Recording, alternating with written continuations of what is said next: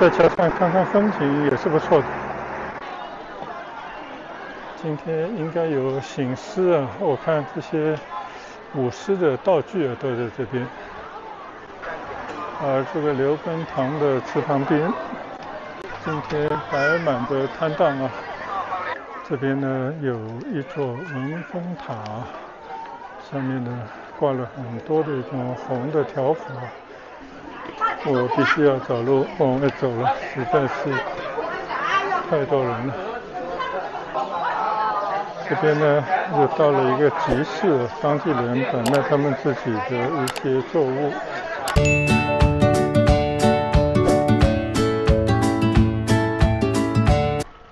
嗨，大家好。今天我不得不换了一台车来骑啊。昨天我骑到了宝墨园，结果呢，在那边不幸后胎爆胎啊。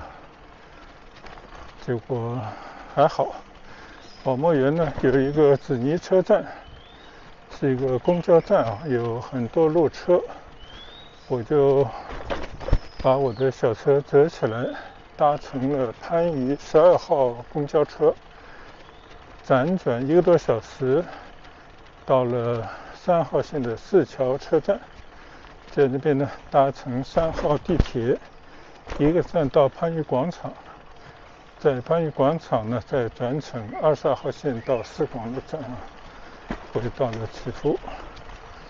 这一路呢就是费了点时间啊，但是一切都还挺顺利，所以也非常感谢广州的地铁呢，它开放给了这些折叠单车，你只要有一个非常简单的袋子遮蔽一下呢，就可以搭乘地铁。如果你要去到上海等地呢，就比较麻烦了。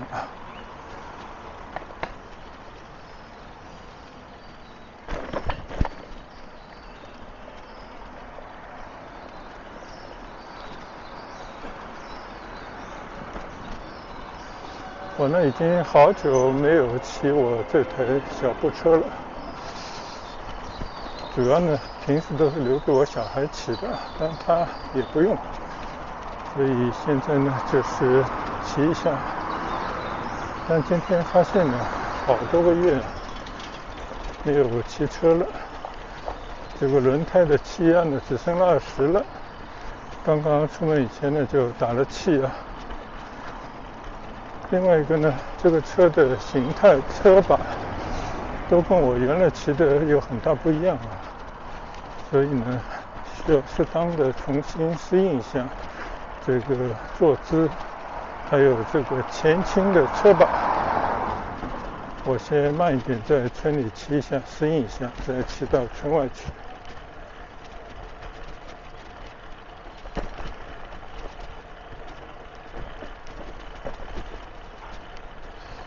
而且我这个小步车呢，它后面的货架上面我就装了一个异形轮。本来的初衷呢，就是希望说它能够在推行的时候比较顺滑。但是我刚刚骑了一下呢，就发现不小心的时候，我的脚穿着鞋子会碰到这个轮子，所以我得稍稍的改变一下脚的方向才行。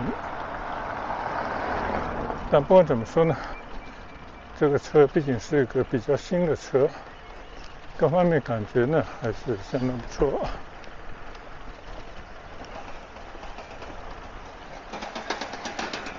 今天呢其实还是下雨的天气，我看了天气预报呢，大概下午2、3点以后呢就有雨。现在呢是已经中午时分了啊，但是就是想着趁着这个还能骑行的2个小时时间呢，去做一个适应性的骑行。骑到这里呢，我是忘了把这个码表放上了。现在我把码表打开，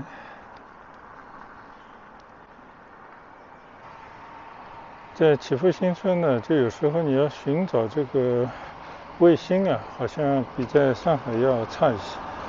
主要原因呢，就是祈福新村啊，处在一个山坡上，这边呢有很多的房子啊，可能阻挡这信号吧，所以稍稍要等一等，看它能不能收到一个卫星。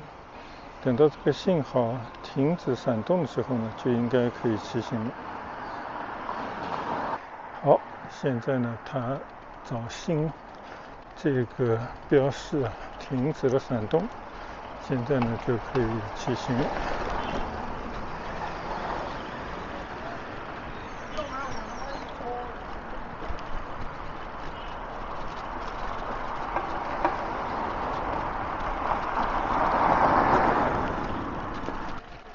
昨天呢，我骑着另外一台小步行的单车去了一趟紫泥岛。那个地方呢有保墨园啊。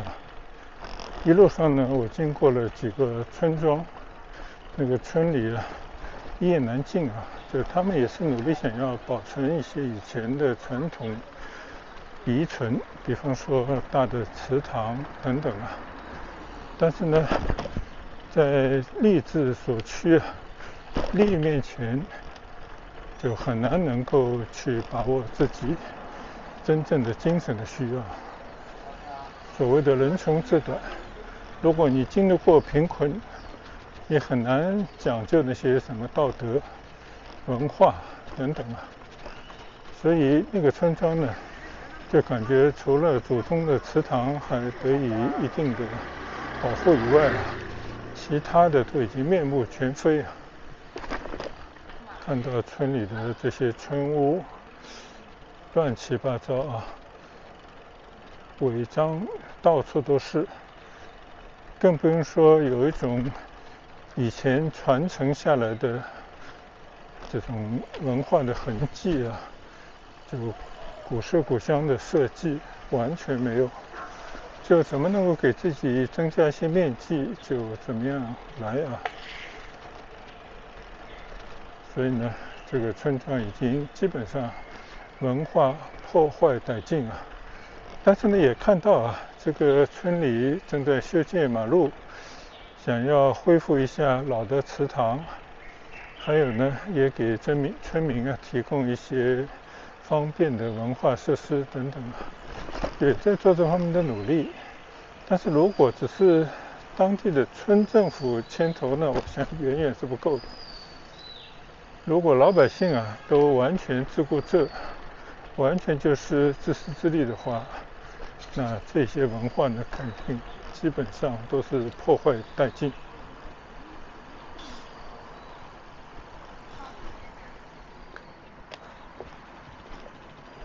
好，现在呢，我出了祈福新村的天湖居这个侧门，已经来到了莲花大道上了。要走一段山路，从这边呢可以通到景观大道，然后呢在景观桥下面可以去兜一个圈。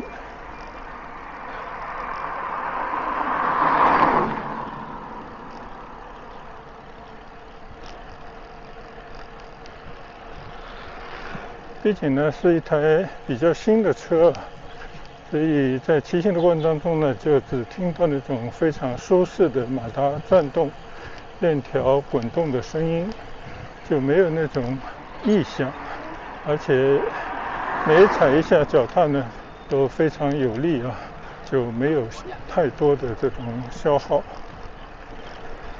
骑行在山道上啊，迎面呢飘来了雨点。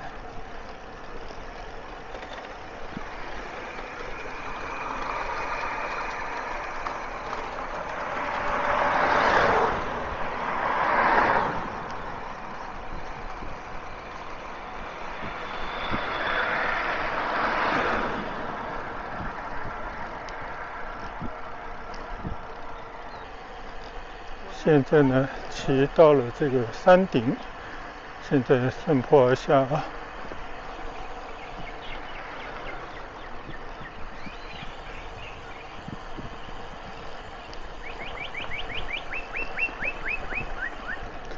这条莲花大道啊，开通以后，我觉得是从我们祈福新村骑到沙湾，或者呢去到四桥水道，这边是去到四桥镇里面的，都是非常好的一条骑行道。因为大家可以看到这边呢就是农村地带，人很少，有田野的景色。而骑出这条莲花大道呢，迎面的就是景观大道。如果你过了景观大桥，下了桥不远呢就是沙湾古镇。当然你可以不上桥你只是到四桥水道边上，在两岸非常美的骑行道上骑行一阵回来，大概10多公里如果你骑远一点，20来公里来回，我觉得是非常好的一条骑行健身的道路。所以我建议住在祈福的村民如果有看我视频的朋友呢，应该知道我已经来回骑这条道很多次了。每次骑呢，心情都非常的愉悦。虽然有时候也有一些小小的坡要上，但也有很多的坡呢是顺坡而下所以你会感觉非常的舒适。当然最好是像今天这种阴天，有一点点习凉风，就不用出太多汗，不用被太阳暴晒那我觉得可能是更好的骑行的时段。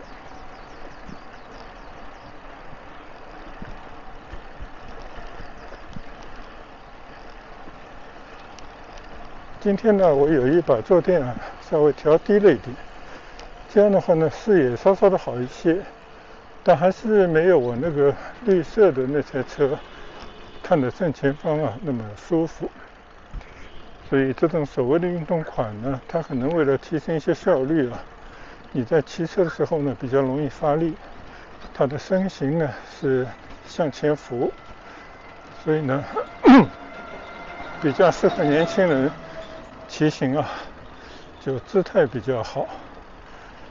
但我们呢就不太在意这些姿态好不好了，更多的呢是能够把我们带到一个我们想去目的地，一路上呢可以到处闲逛看看风景，需要有更开阔的视野。现在呢我已经在宜山西路那边，骑过马路呢这条路就变成景观大道了。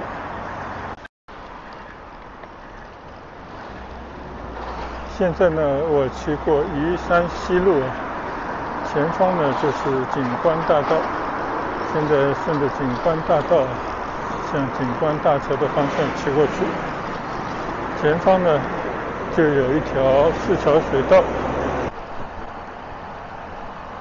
右侧呢是横江村前方呢就是景观大桥。我还是决定先上景观大桥。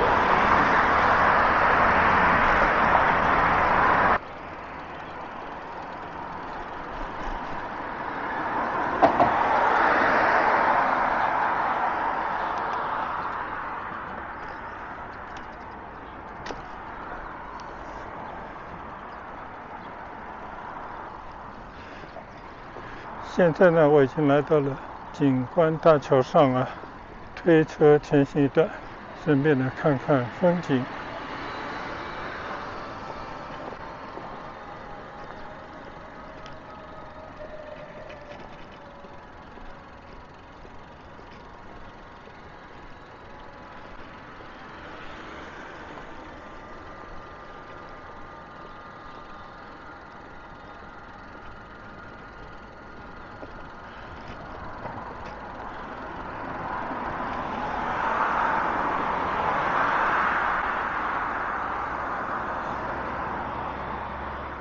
眼前的呢就是四桥水道可以看看非常开阔，但今天显得非常平静的一条水道。没事在桥上看看风景也是不错的。桥下呢有人在那里垂钓啊。好，我呢准备从这边出发啊，骑下桥去。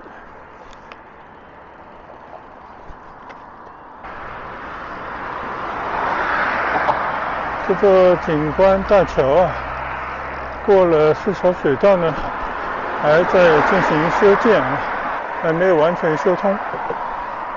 否则的话呢，应该直接可以去到沙湾古镇了。但是现在呢，就必须先要下桥，然后呢再去拐个弯。那我今天呢就把目的地啊就设到沙湾古镇吧，因为昨天我单车坏了，搭的番禺12路公交车，结果有一个站就经过了沙湾古镇的南门，结果看到人非常多，在那边呢堵车堵了很长时间。那今天我就再骑个车到这边来逛一逛。前方的景观大道呢还在进行修建之中啊。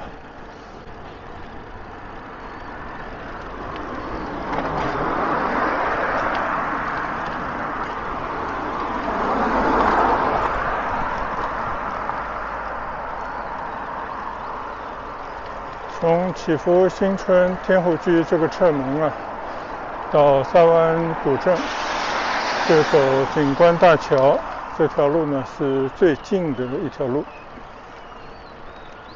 我看了一看，现在导航的距离呢，一共才7.5公里，实际骑行时间呢23分钟。那么这点距离呢，就非常近了。这条路的右侧呢是一条小河冲，或者说小河沟。好像也正在进行绿化，看到里面呢有些空地正在进行公园化。这条路呢叫福北路，前面的牌子显示沙湾古镇、滴水园公园、宝墨园都在前方。宝墨园呢昨天我已经去过了，比这稍微再远一点。前方的沙湾古镇西门。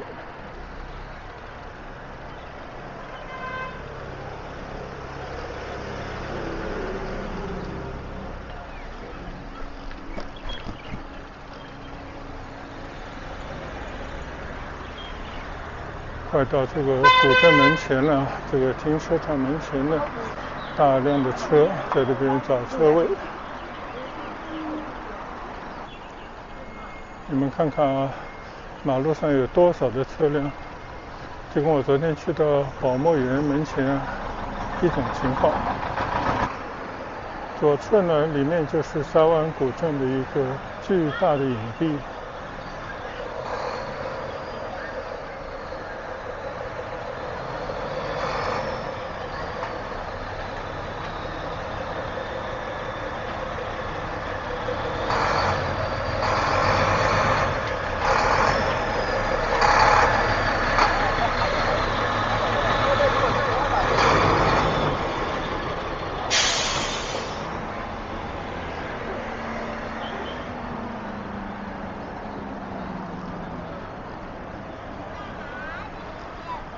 前方呢就是沙湾古镇西门的一个巨大牌坊了。现在呢准备到古镇里面去闲逛一圈。果然今天人非常之多，但是我看到这个左侧的荷花池已经有了很多莲花了，只不过呢还没到季节开花。但是放了很多龙的这种灯饰，还有很多的这些街市。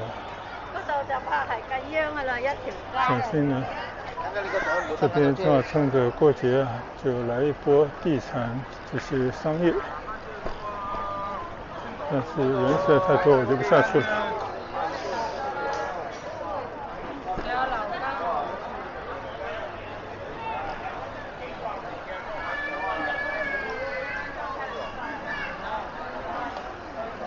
现在看到有很多人喜欢穿那种民族的古装啊，就是以前只是在古装戏里头看到，现在穿着满大街的走。这边多少人呢？这餐馆今天全部爆满。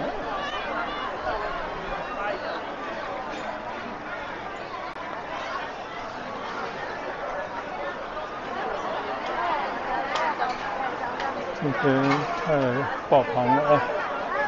你看到每一家的食铺，每一家的餐馆都是爆满。不但是这样的，而且这些广场啊都摆满了那种小摊，就全部都是卖吃的啊。看看，这边已经不适合骑行了，我就推着车稍稍的走一段啊。看到几个老外也到这边来凑热闹。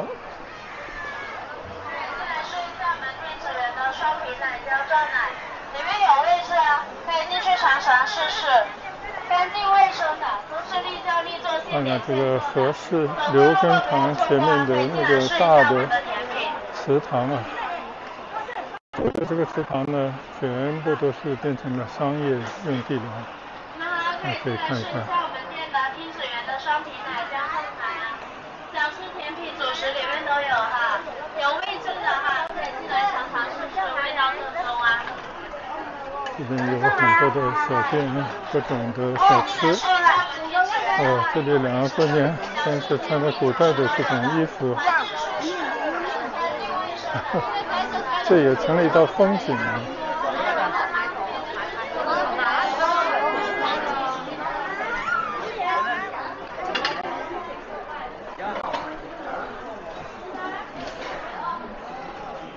这个就是今天5·1假期期间的沙湾古镇啊。我今天并非到这边来旅游啊，只是呢骑车把这里作为我的一个骑行目的地。那顺便呢也来领略一下节日期间啊，你看有多少人在这边参观，太多人了。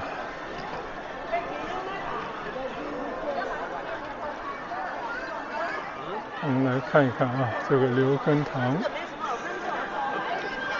门前的广场。我会问吗？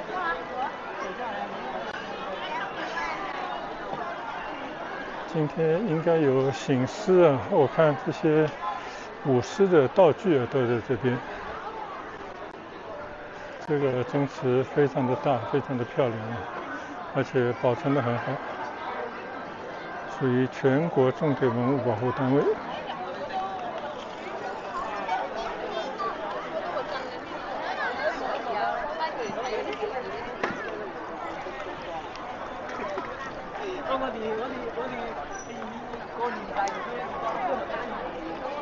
随着经济的成长，中国的民族自信呢被部分的找了回来了，传统文化呢又受到了青睐。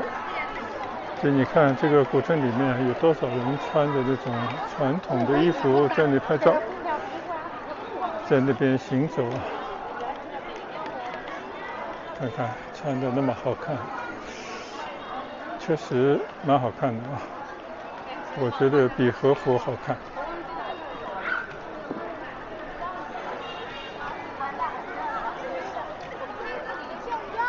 但是整个社会啊，是不是应该回到那种女的穿旗袍，穿所谓的汉服，男的穿长衫，或者以前的那种汉服？这个就是见仁见智了啊。我觉得不能从一个极端走回另外一个极端，毕竟是现代社会了。过年过节的时候，或者个别人有时候好玩啊，穿一穿拍拍照，我觉得未尝不可。这边开的很多店还是装修的好像不错，蛮有岭南特色。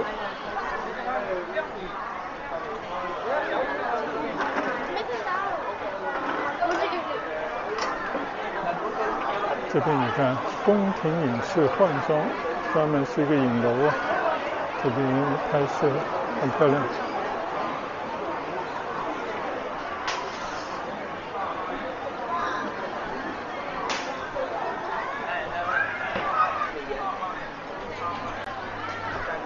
而这个刘根堂的祠旁边，今天摆满的摊档啊，就是给节日助兴，让老百姓休闲玩乐。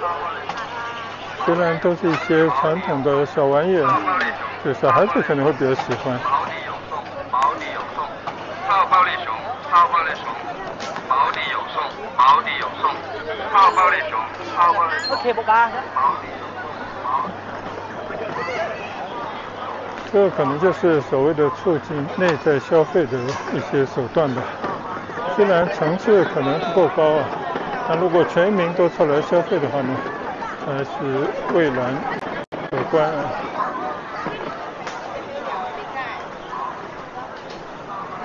这里又有一间影楼，现在这种穿古装的拍摄的店越来越多。警察也在忙啊，执勤。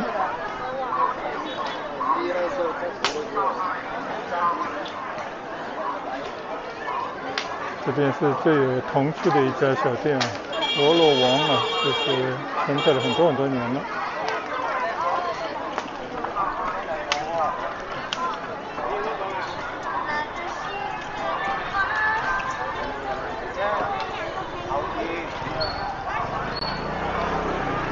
瞧瞧这个餐馆啊，都座无虚席，坐到了马路上了。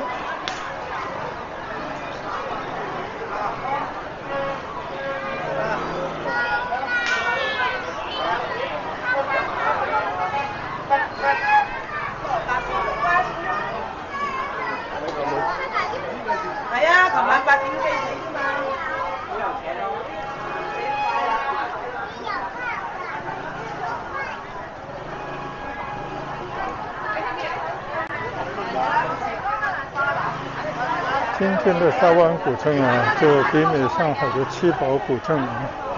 我说的是人流，人实在太多啊，我还是找一个僻静的地方钻出去。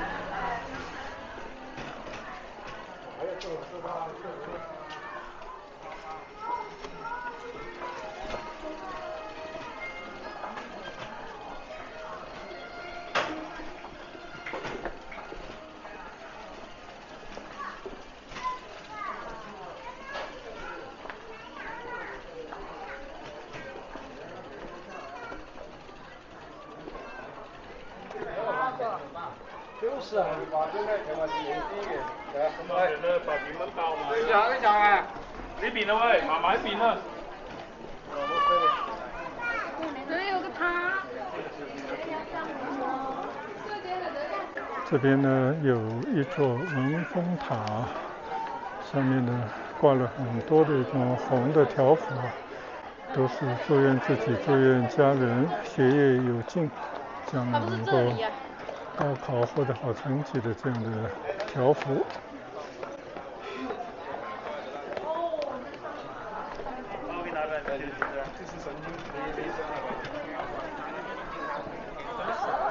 这边很多人照相。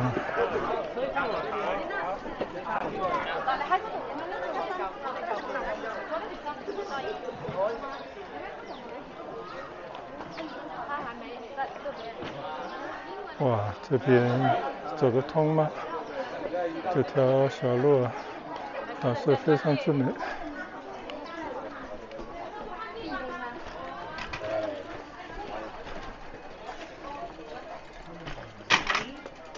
你往前走，然后我还回头，那我视频好不好？哇，这个小街装扮得那么好看。用扇子再让下巴。下来。我发现很多在这里拍照的人呢，不是自己拍，而是请了影楼里面的摄影师在这边拍摄，希望留住更美好的倩影和这个古色古香的小镇、古街，还有他们穿上的古代的衣服啊相映成趣。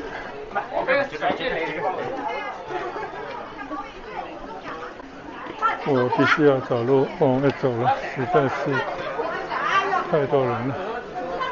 这边有一个大房子叫正南祠，也是一个祠堂。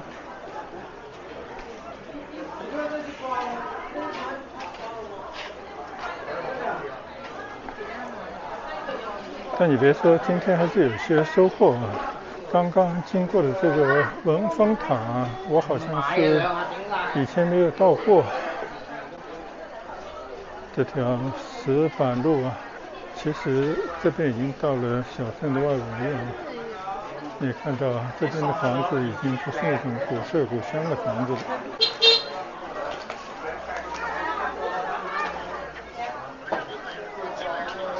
汉唐衣庄专门是卖或者出租这种汉服的地方，还专门有人来帮着化妆打扮啊，这个确实不错。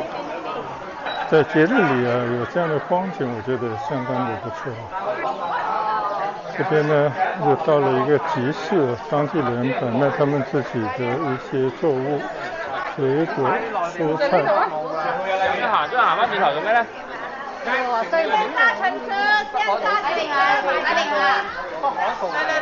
你看，这边这是南方有的一些水果，我觉得还是很有地方特色。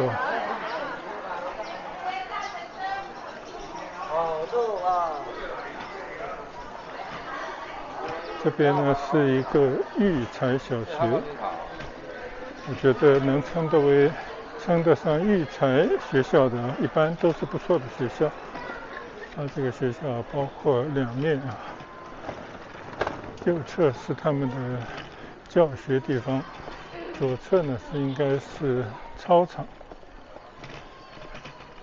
很不错，到这边作为一个骑行的目的地，同时呢，在一个古镇里面啊，穿街走巷，领略一下节日的气氛。看到很多年轻人啊，穿着古色古香的服装。这边呢还有一个大祠堂，现在变成了村委会了。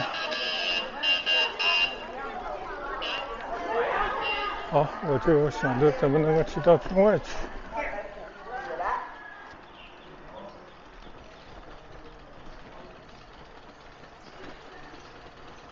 我已经迷失了方向啊！这边是沙湾西村，看看能不能骑到村外去。现在呢，我已经从沙湾西村里面骑了出来，外面呢是一条乡村的马路啊，看上去还不是特别得到发展的地方。但是我突然发现啊，这个地方沙湾街西村有一个祠堂，这个祠堂还看上去不错。杜生名唤啊，应该是一个古祠堂。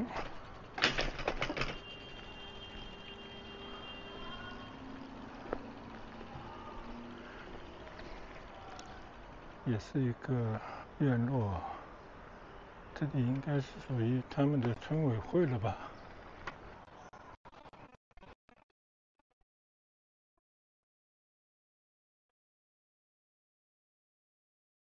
这是一个王氏大宗祠啊，现在呢应该是用作村委会，叫沙溪村啊，沙湾溪村。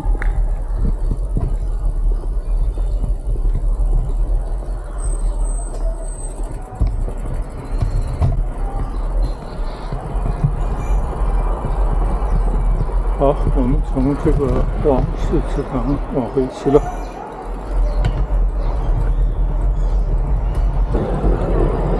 原来呢，已经回到了沙湾北村的南门。这边进去呢，应该属于南门的地方。好，我就从这边回家去。这条中华大道呢，是我昨天经过的一条车水马龙的街道。现在已经回到村里祈福交通中心了，回村的感觉真好。确实祈福啊，做的时间越久，越有家的感觉。因生活设施等等呢都俱全。基本上，如果说一个普通的老百姓在这边生活，尤其是退休人员，你不用到什么地方去采购什么特别的物品的话，所有的生活必须都可以在村里面消化。特别是有了市广路地铁82号线的这个车站之后，出行效率就大大的提高。而且最近呢，听说22号线的延长线去向白云机场的这一段也在加班加点的施工。我相信再过几年呢，从祈福新村就可以坐上直达白云机场的高速地铁，而且向南呢还可以去到南沙港客运站，在这边呢可以搭船去香港，都会变成只有几分钟接可到达的地方。所以我觉得这个是值得期待一下啊，也是值得在祈福新村继续住下去的理由之一。虽然啊，每个人对这个巨大的沃村的评价是各不相同，因为每个人的需要不一样。尤其对于那些年轻人要上下班的呢，现在路上这个堵车之苦啊，确实够呛。还有一些呢，就是愿意在远郊买房子，主要是考虑它便宜的那些人，在这个过程里面呢，消费并不很低啊。所以来了以后呢，发现啊，这边并不是一个最低消费的地方，那么让很多人的预算呢，可能就会打一些折扣。不管怎么说呢，我觉得祈福新村它是老少皆宜，也是一个可以满足各种人群需要的一个巨大的屋村。尤其呢，它有一个医院在这边，相对来讲对年纪大点人呢有一定的保障。但是最受益的呢就是学生，因为这边有好多个学校可以供选择，而且对那些心怀世界的家长孩子啊，在这边的国际学校更是非常好的一条途径。